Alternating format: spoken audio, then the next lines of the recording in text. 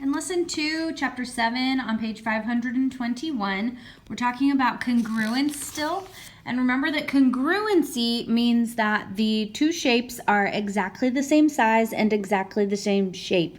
So we can see that these two shapes are congruent, but sometimes we need to write what's called congruence statements. So if we're looking at these two shapes, first of all, it tells us in the problem that triangle ABC is congruent to triangle XYZ.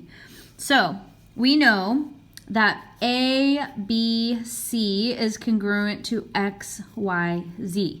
That means that A is congruent to X, and B is congruent to Y, and C is congruent to Z. So just to go ahead and label my picture, I'm going to do one arc for A. And since it goes with X, I'm also going to do one arc for X. Then B, I'm going to draw two arcs. And that goes with Y, so I'm going to do two on Y.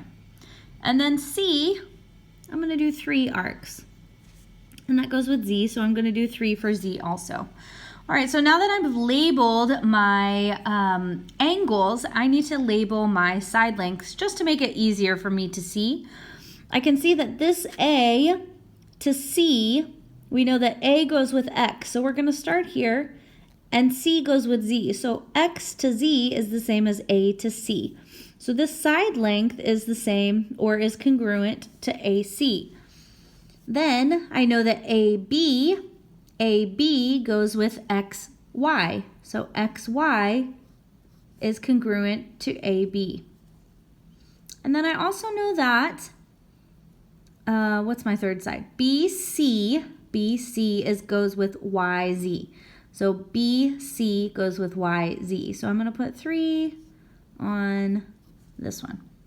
All right, and then when I write my congruence statements, I'm going to write angle A is congruent to angle X. Angle B is congruent to angle Y.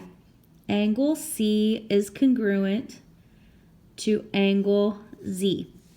So now I have the angle congruency statements, and if I wanted to do the side length congruency statements also, I can put AB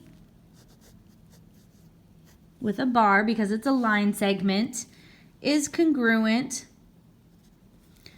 AB we said is congruent to XY. And we said that BC is congruent to YZ.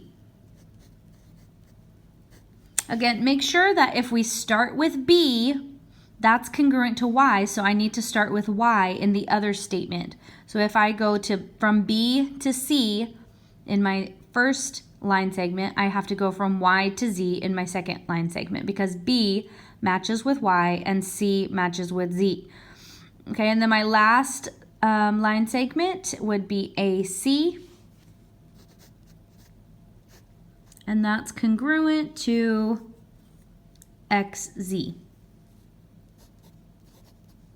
Okay, so here's all of my congruent statements, and then sometimes they ask you to tell them what transformations they used to get from ABC to XYZ. And we can see that we did a reflection across the y-axis, and then we shifted down, let's see, a reflection across the y-axis. So a reflection across the y-axis would put me right here. 1, 2, 3, 1, 2, 3 here. 1, 2, 3, 1, 2, 3, and here. So this would be my reflection.